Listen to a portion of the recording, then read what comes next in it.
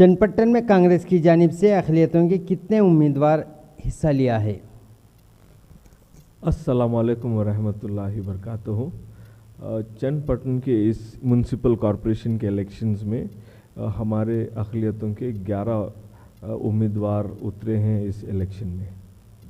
आपके मुताबिक कितने वार्डों में अक़लियतों के उम्मीदवार कामयाब होंगे? जो कांग्रेस की लहर चली है और जो ग्राउंड रियलिटीज़ हैं, जो ग्राउंड रिपोर्ट्स आ रही हैं और जो लोगों का जो सपोर्ट मिल रहा है, लगता है कि हम तकरीबन सारे वार्डों में कांग्रेस के उम्मीदवार जीतने की पूरी उम्मीद है। फरीद खान गौरी साहब, आप इस ताल्लुक़ से क्या कहेंगे? कांग्रेस पार्टी में जो भी हमारे आज नौजवान, सब में पहली बात यह है कि हमारी पार्टी से नौजवानों को बहुत सीटें दी हैं हमारी पार्टी में, और नौजवान एजुकेटेड भी हैं और नौजवान भी हैं। इस वजह से आज के माहौल के हिसाब से, आज के हमारे चन्नपट्टन के ताल्लुक़ से ये नौजवान ज़रूर कामयाब होंगे। इनकी जो भी वार्डों में जो भी आज जो कैंडिडेट वर्क कर रहे हैं, उनकी हमने कैनवस किए हैं, उनके वार्ड में, उनके मोहल्लों में जाके बहुत अच्छा ताउन मिला है, बहुत अच्छा रिस्पांस है वोटर्स का। वो भी चाह रहे थे कि नौजवानों को इक़्तिदार में लाना है, नगर सभा लाना है, ये वोटर्स का रुझान था। इसलिए हम नौजवानों को हमारी पार्टी से टिकट दिए हैं, वो ज़रूर ज़रूर कामयाब होंगे। शाह निज़ाम फौजा साहब, आपके ताल्लुक़ात रियासती लीडरान और मरकज़ी लीडरान से हैं और आप चन्नपट्टन के अक़लियती उम्मीदवारों को कामयाब करने की जद्दोजहद में हैं, इसकी क्या वजह है? देखिए, ये जो इलेक्शन इस वक्त जो हो रहा है, ये एक इमरजेंसी वक्त है। ये एक तो कोविड का वक्त है, दूसरा जो नेशनल लेवल पे जो पॉलिटिक्स चल रही है और स्टेट लेवल में उसका इफ़ेक्ट दिखता है। आज अगर बीजेपी को हराना है नेशनल लेवल पे, अगर आज बीजेपी को डिफीट करना है, उनको हराना है, तो हमें यहाँ से ग्राउंड लेवल से कांग्रेस की ताकत को बढ़ाते हुए चलना है। देखिए, आज अगर आप देखेंगे, जेडीएस का मुकाम ऐसा बन गया है कि वो बीजेपी की बी टीम बन चुकी है। आजकल ऐसे भी खबर आ रहे हैं, ऐसे भी मैसेजेस आ रहे हैं, न्यूज़ आ रही है, इंटेलिजेंस आ रही है कि बीजेपी के साथ जेडीएस मैत्री सरकार बना के जेडीएस के एक चीफ मिनिस्टर बनाने की दौड़ में लगे हुए हैं। तो जब इस वक्त जो सियासत चल रही है, अगर इस सियासत को रोककर हर एक आदमी को साथ में लेकर चलना है, अक़लियतों को उनको डेवलपमेंट देना है, उनको एजुकेशन देना है और उनके हक़ उन तक पहुंचाना है, तो आज कांग्रेस को ज़मीनी तौर से मजबूत करते हुए राहुल गांधी तक उनको उस ताकत को वहाँ तक लेके जाना है। यहाँ पे अगर हम आज जेडीएस को वोट देते हैं तो इसका मतलब है कि कल ये जाएंगे और बीजेपी के साथ जम जाएंगे और उनके साथ एक अलायंस बनाएंगे। तो आज अगर हम एक सेफ कंट्री जो कहते हैं कि एक सुरक्षित देश अगर हमें बनाना है, तो आज कांग्रेस को एक नेशनल लेवल पे एक ताकतवर पार्टी बनाकर पेश करना है। आपके मुताबिक जेडीएस बीजेपी की बी टीम है और चन्नपट्टन में अगर जेडीएस से जो भी काउंसलर्स जीतेंगे, वो अगर कुमारस्वामी बीजेपी में ज्वाइन हो गए, उस सूरत में ये तमाम जो वोटर्स अपना वोट जेडीएस को देंगे, वो वोट बीजेपी को जाएगा।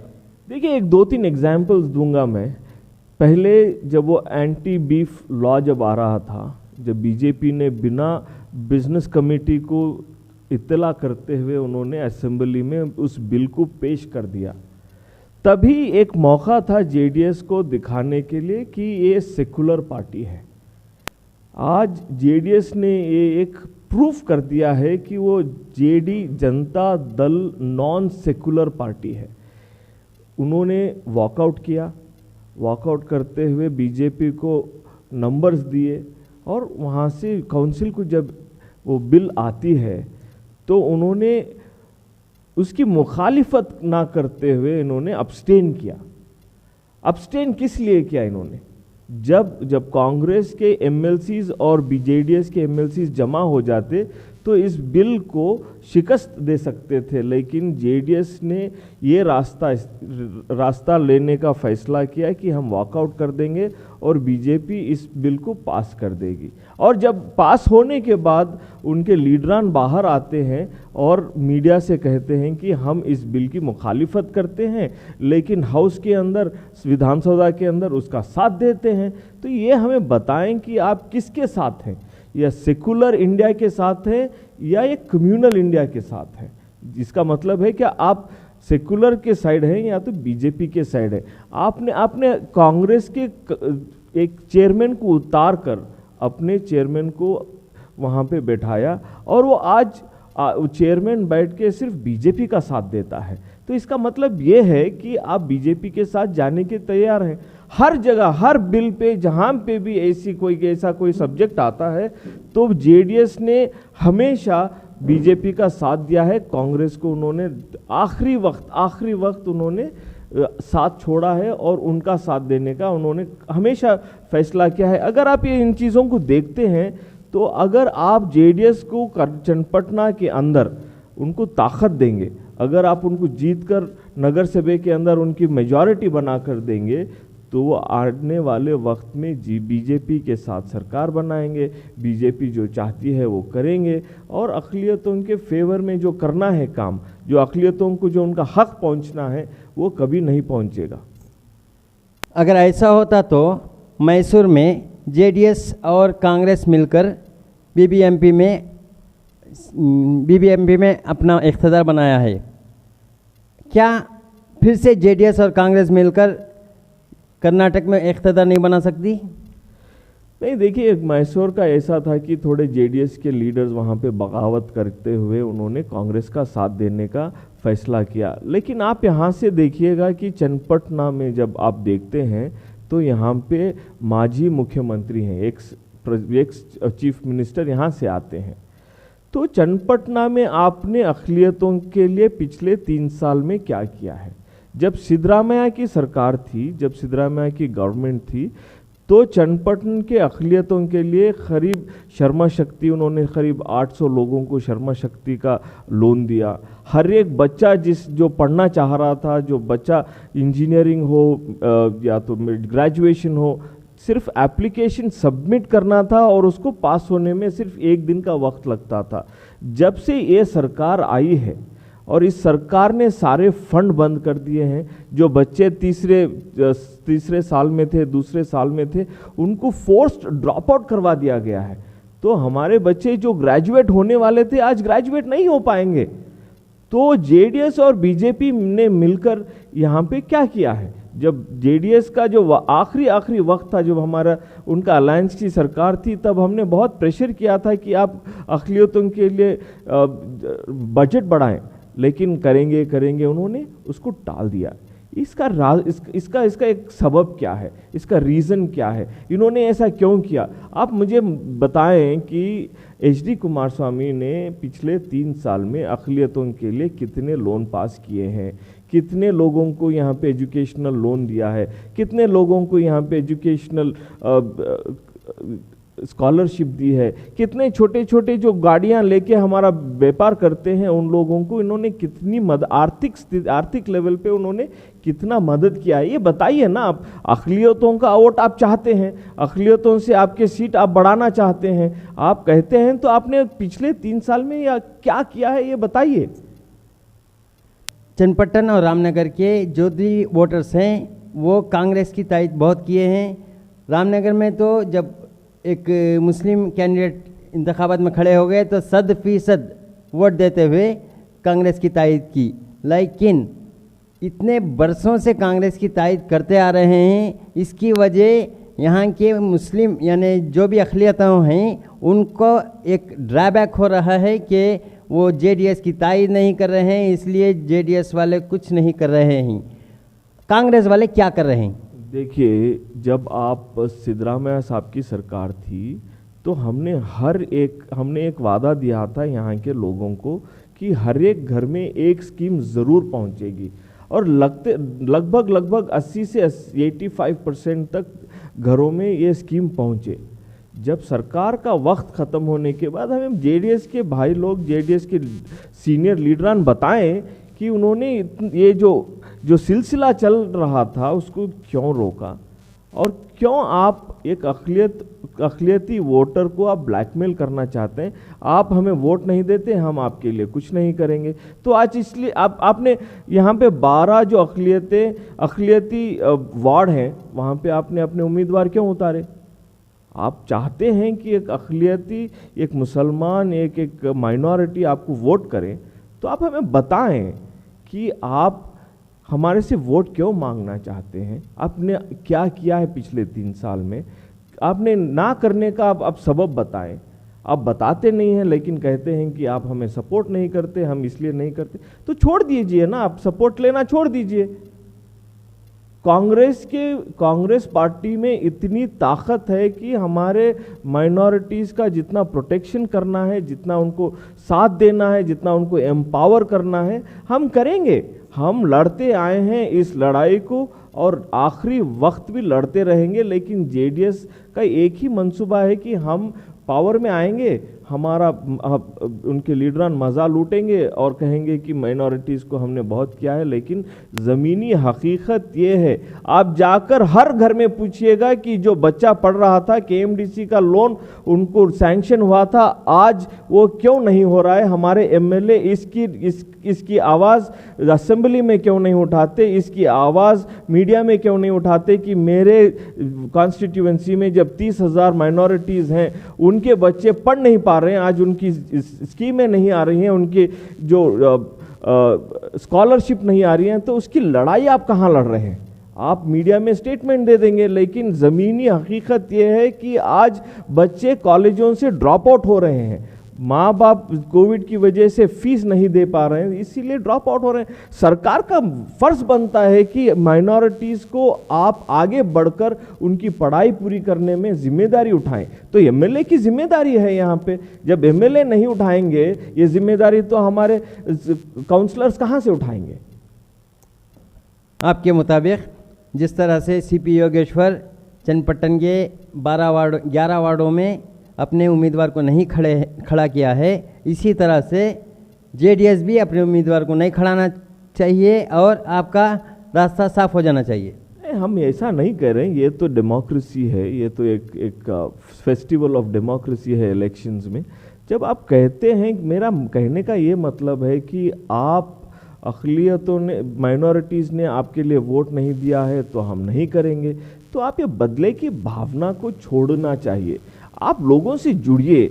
यहाँ के चन्नपट्टन के माइनॉरिटीज़ बहुत अमन पसंदीदा लोग हैं, लोग जुड़ते हैं आपके साथ, हर वक्त बुरे वक्त आपके साथ ठहरे हैं। आप इतिहास उठाइए चन्नपट्टन का, जब जितने भी इलेक्शंस हुए हैं पिछले 20 साल 25 साल में, माइनॉरिटीज़ ने जनता पार्टी और जनता दल को बहुत सारा सपोर्ट दिया है। तो हमारा सवाल पूछना हक है कि आज पिछले 3 साल में जब इतना इमरजेंसी टाइम है, तो आपने आकर किसी से पूछा है कि आपको क्या चाहिए, आपकी तकलीफ़ क्या है, आपके घर में राशन है या नहीं है, आपने कोविड के लॉकडाउन के वक्त आपने क्या किया है। आप तो सिटिंग एमएलए हैं, आप तो अपोजिशन के एक बहुत बड़े लीडर हैं, तो आपने पूछा क्यों नहीं? तो आप नहीं पूछेंगे तो आपको जो रिप्रेजेंट करने वाले हैं वो क्या पूछेंगे? हमारा कहने का ये मतलब है कि कांग्रेस को जिताइए। कांग्रेस आपकी लड़ाई लड़ेगी। पिछले 2013 से 2018 तक जो आपका हक था, आपके दहलीज तक हमने पहुंचाने का जो काम किया, वो आगे चलते हुए हम करेंगे। हम कह रहे हैं कि आप हमें ताकत दें, आप हमें और मजबूत करें। हम आपकी लड़ाई बेंगलोर से लेकर दिल्ली तक लड़ेंगे। तो कांग्रेस पार्टी के पास वो ताकत है कि बेंगलोर से लेकर दिल्ली तक हम इस लड़ाई को लेके जा सकते हैं। जेडीएस नहीं कर पाएगी, जेडीएस नहीं कर पाएगी, क्योंकि पिछले 3 साल में उन्होंने प्रूफ कर दिया है कि उनके हाथ में आज एडमिनिस्ट्रेशन नहीं है, उनके पास करने का एक जज्बा नहीं है, उनके पास एक जो जज्बा लोगों के साथ घुल मिल के रहना था वो जज्बा नहीं है। तो हम चाहते हैं कि मैं लोगों से अपील करता हूं, मेरे भाइयों बहनों से अपील करता हूं कि आप 27 तारीख को निकलें, घरों से निकलकर अपने सारे वोट, हर आदमी से कहता हूं, हर बहन से कहता हूं, हर माँ से कहता हूं, अपना वोट हाथ को दें और इस हाथ को मजबूत करें। राहुल गांधी को मजबूत करें, डीके शिव कुमार को मजबूत करें और सिद्धरामैया को मजबूत करें, ताकि आपकी लड़ाई हम असेंबली में लड़ सकें और पार्लियामेंट में लड़ सकें। टूरिस्ट मिनिस्टर सीपी योगेश्वर की स्ट्रैटेजी के ताल्लुक से आप क्या कहेंगे? पहली बात यह है, देखिए उनको करीब आधे से आधे 15 वार्डों में उनके उम्मीदवार नहीं हैं, तो मैं समझता हूँ वो इलेक्शन से पहले ही अपना इलेक्शन हार चुके हैं। उनकी ताकत जो पहले पिछले 7-8 साल में थी वो आधी से भी कम हो गई है। आज चन्नपट्टन के पॉलिटिक्स में वो नंबर 3 पे हैं। तो मैं ये नहीं समझता कि इस इलेक्शन में कुछ बहुत बड़ी कामयाबी पा सकेंगे, क्योंकि जो नॉन मुस्लिम और हिंदू वार्ड्स में उनकी इतनी कामयाबी नहीं होने वाली है, क्योंकि उनको जेडीएस से और कांग्रेस के दोनों पार्टियों से उनकी लड़ाई है और इस लड़ाई में वो नंबर 3 पे आएंगे। तो मैं समझता हूँ कि उनकी अभी स्ट्रैटेजी अभी बैक बर्नर में है, एक बंद बक्से में है।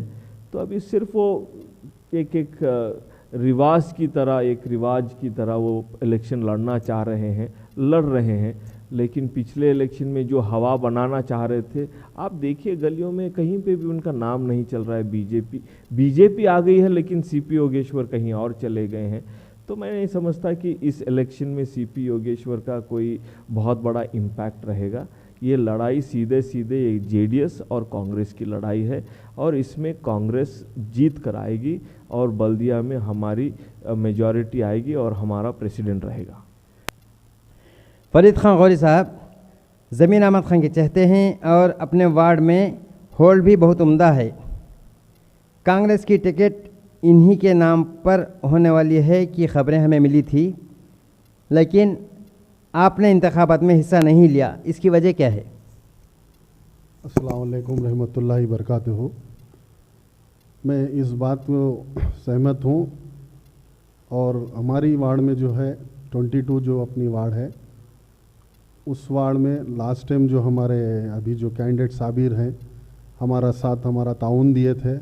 अब इस वक्त उन्होंने अपनी ख्वाहिश जाहिर की हमारे पार्टी में, तो हमारा हाई कमांड भी यही सोचे, जो भी अब फौजदार निज़ाम साहब हमें जो चन्नपट्टन के पूरे बल्दिए 11 वार्डों में भी काम करना है, तो इस कैंडिडेट को आप दे के जिता के लेके आओ और दूसरे वार्डों में भी आप दोनों मिलके काम करो।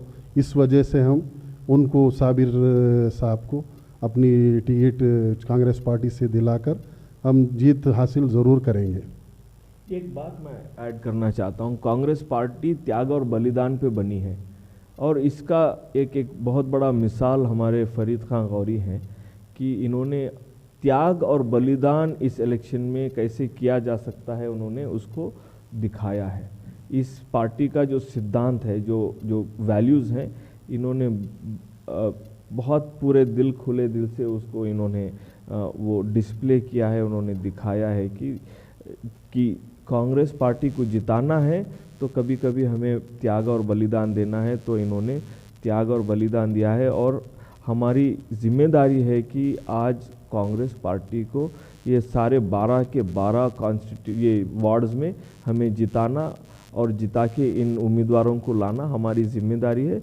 इसके लिए हम चाहते थे कि हमारे पास और ज़्यादा वक्त हो, तो फरीद खान गौरी ने इसके लिए मंजूरी दी और इस जिद्दोजहद में करीब 20 घंटे ये वार्डों में घूमते हैं और लोगों से बात करते हैं, जहाँ जहाँ प्रॉब्लम्स हैं उसको सुलझाते हैं।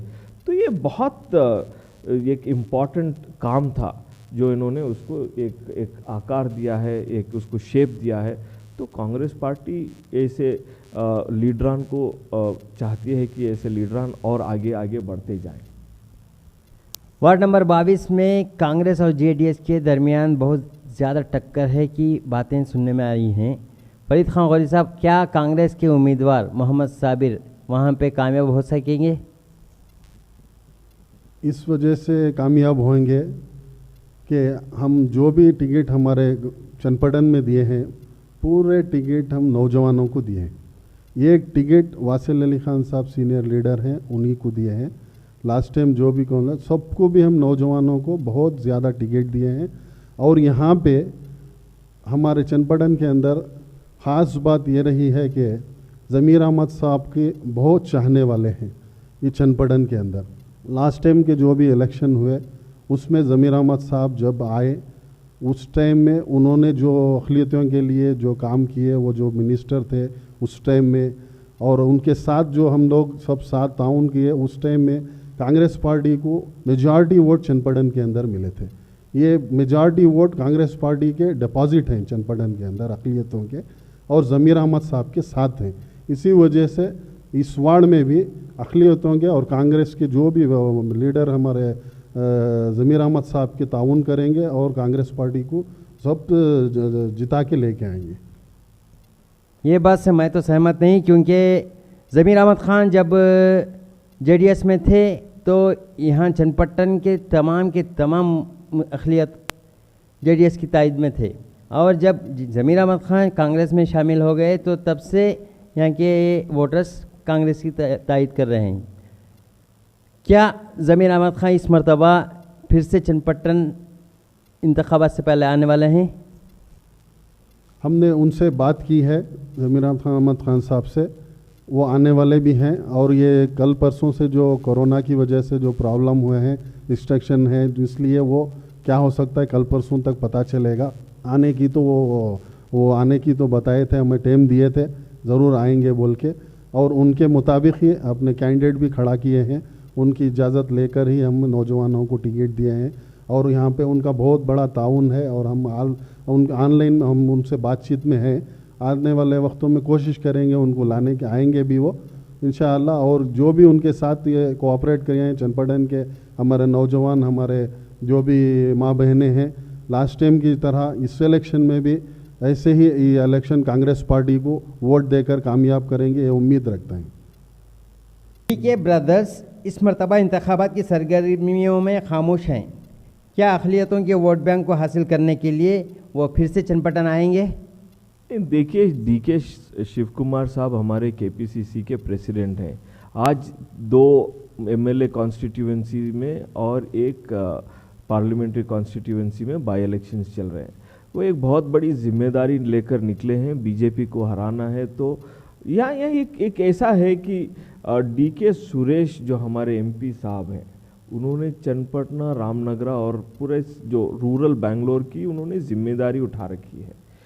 तो जो वो 2 ताकतवर भाई हैं, उनकी जो सियासत है ये एक सेंट्रल अलाइंड सियासत है। हर एक को साथ में लेके चलना, सबका विश्वास पाना और सबके लिए काम करना। तो उनका एक क्लियर एजेंडा है कि कांग्रेस को यहाँ पे ताकतवर बनाना है, राहुल जी को और ताकत देना है वहाँ पे, ताकि बीजेपी को सेंट्रल लेवल में डिफीट कर सके। तो बहुत सारे लोग कहते हैं पूरे सारे देश में कि डीके शिव कुमार और डीके सुरेश, ये दोनों इस बीजेपी की जैसी ताकत को टक्कर दे सकते हैं और उनको शिकस्त दे सकते हैं। तो ये जब ये 2 लीडर इतनी बड़ी जिम्मेदारी उन्होंने उठाई है, तो चनपटना वो भी आएंगे। आप आखिर में चनपट्टन के अक़लियतों के वोटर्स से क्या कहना चाहेंगे? मैं मेरे भाइयों और बहनों को एक ही बात कहना चाहता हूँ, आज हमारे मुस्तक़बिल के बारे में सोचने का वक्त है। ये एक बहुत ही एक इनकलाबी दौर चल रहा है, इमरजेंसी है। इस वक्त कांग्रेस को जिताना और कांग्रेस का हाथ मजबूत करना, अपने हाथों को मजबूत करना है। अपने अगर हाथों को मजबूत करना है तो कांग्रेस को वोट देना है। आप ज़्यादा से ज़्यादा सुबह सुबह निकल कर आप कांग्रेस को वोट देने के लिए, सिर्फ आप नहीं, आपके घर वाले और आपके पड़ोसियों को लेकर निकलें। इस डेमोक्रेटिक फेस्टिवल में आप हिस्सा लें और कांग्रेस को जिताएं। क्यों? इसलिए ताकि यहाँ की ताकत दिल्ली तक पहुँचे और बीजेपी को हराने के लिए यहाँ से इनकलाबी दौर शुरू होना चाहिए। इस इनकलाबी दौर में इस चनपटन का नाम इतिहास में रहेगा, क्योंकि जब जब कहीं बड़ी लड़ाई देश में लड़ी गई है तो चनपटन से शुरू हुआ है। तो चनपटन की आवाम से मैं अपील करना चाहता हूं कि आप आएँ और कांग्रेस को वोट दें, कांग्रेस को जिताएं और वहां तक की बात सोचें, और इसकी वजह से आप आकर ज़्यादा से ज़्यादा अपने भाइयों और बहनों को कहें कि सिर्फ कांग्रेस को वोट दें। शुक्रिया मेरे भाइयों।